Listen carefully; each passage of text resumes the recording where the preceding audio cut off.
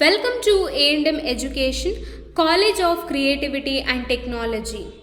Today, in this session, we will deal with the topic components inside a computer system. What is inside my computer?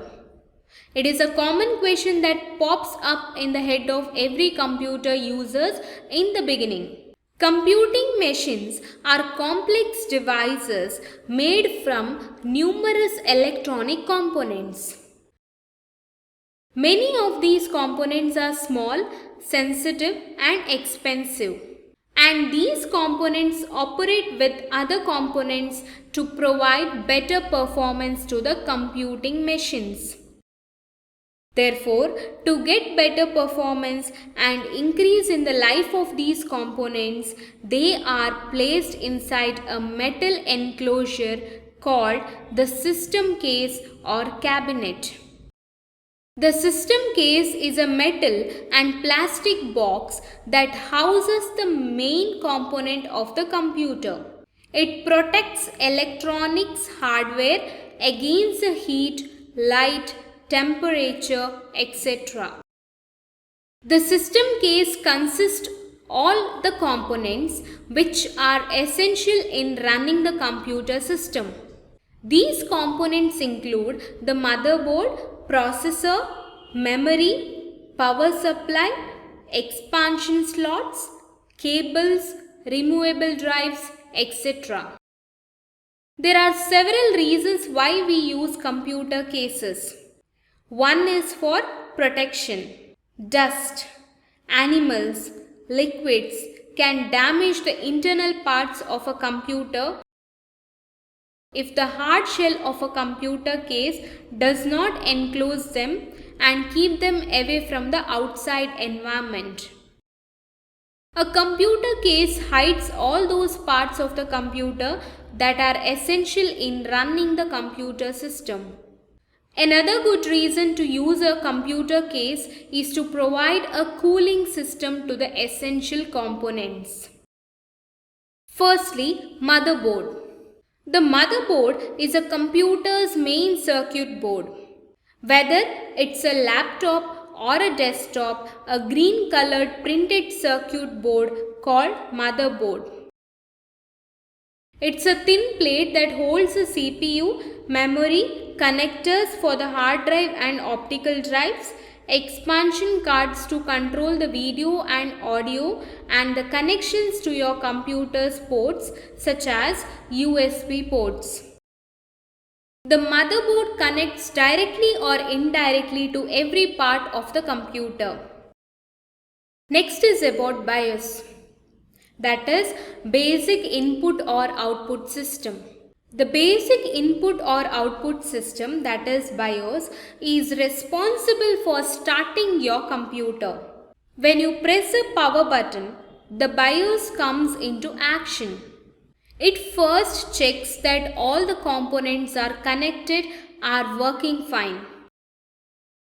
BIOS is specific for different computers, which means BIOS designed for a Dell computer won't be supported by an HP computer. If you install non-supported BIOS on a machine, it may lead to hardware failure.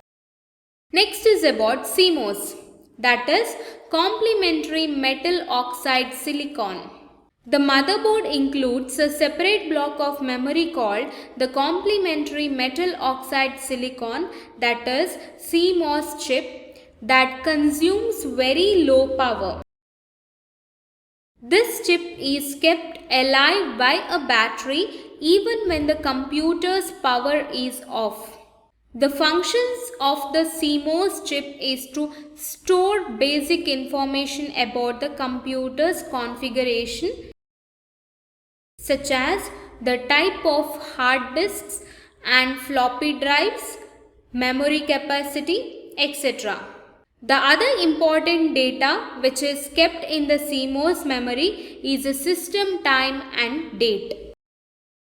Next is about ports and interfaces. Ports and interfaces are a generic name for the various holes found at the back of the computer using which external devices are connected to the computer's motherboard. Some of the ports are: first, PS2 ports. It is a standard serial port connector used to plug the computer mouse and keyboards into the personal computer. Second, serial ports. These ports are used for transmitting data over long distances. Because of its slow speed, these ports are used with a computer mouse and modem. Third, parallel port. This port transmits data faster than a serial port and is used for connecting peripherals such as printers and CD-ROM drives. Fourth, SCSI, that is Small Computer System Interface port. Hard disk drives and network adapters are connected to SCSI ports.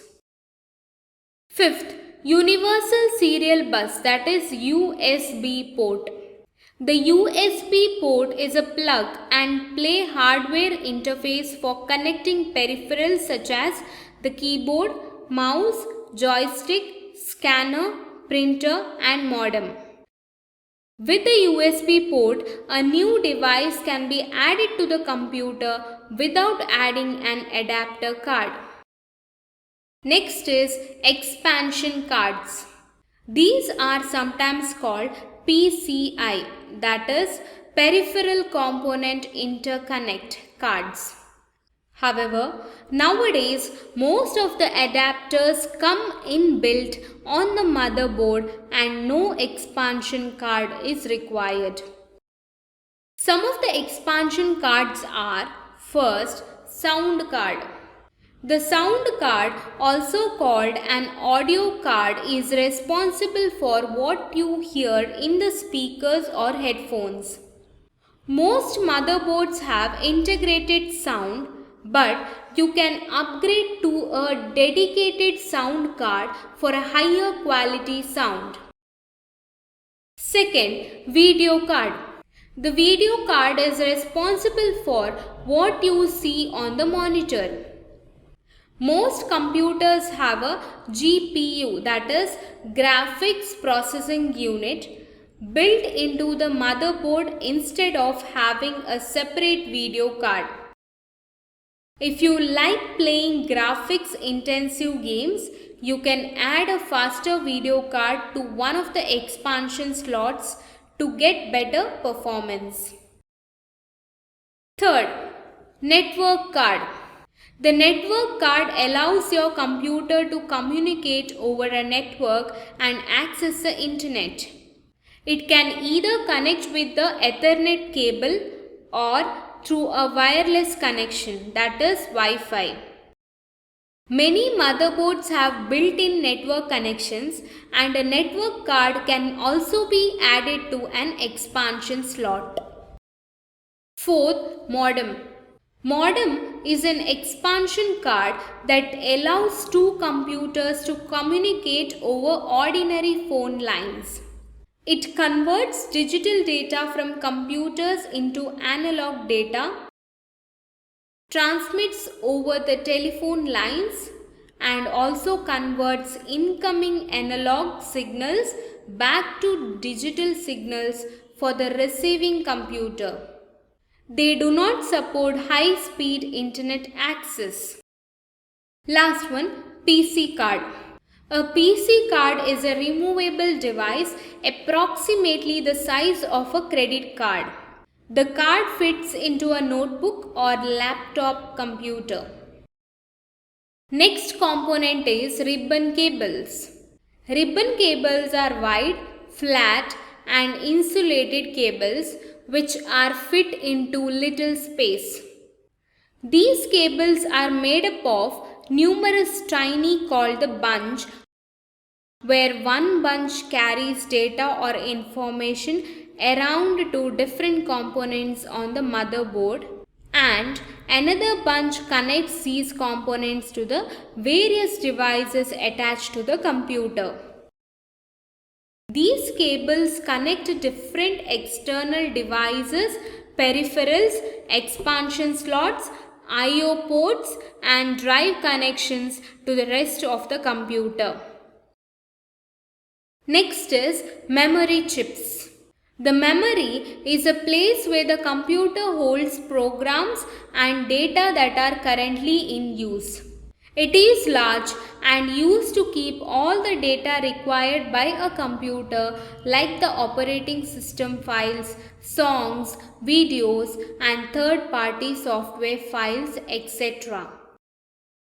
When needed, the data is transferred from the hard drive to the random access memory for being used by the CPU. For the main memory, either of the two types of memory chips is used.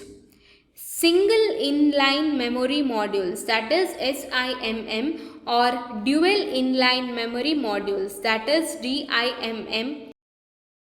SIMM supports 32-bit channel for data transferring and provides the storage 4 MB to 64 MB. DIMM supports 64-bit channel for data transferring and provides the storage 32 MB to 1 GB. DIMM consumes less power than a SIMM. The main difference between the two is that on a SIMM, opposing pins on either side of the board are tied together to form one electrical contact, while on a DIMM, opposing pins remain electrically isolated to form two separate contacts. Next is about the processor. The central processing unit, that is CPU, also called a processor, is located inside the computer case on the motherboard. It is the brain of the computer and it's a small chip placed on the socket of the motherboard. Its job is to carry out commands. Whenever you press a key, click the mouse or start an application, you are sending instructions to the CPU. A faster processor can execute instructions more quickly.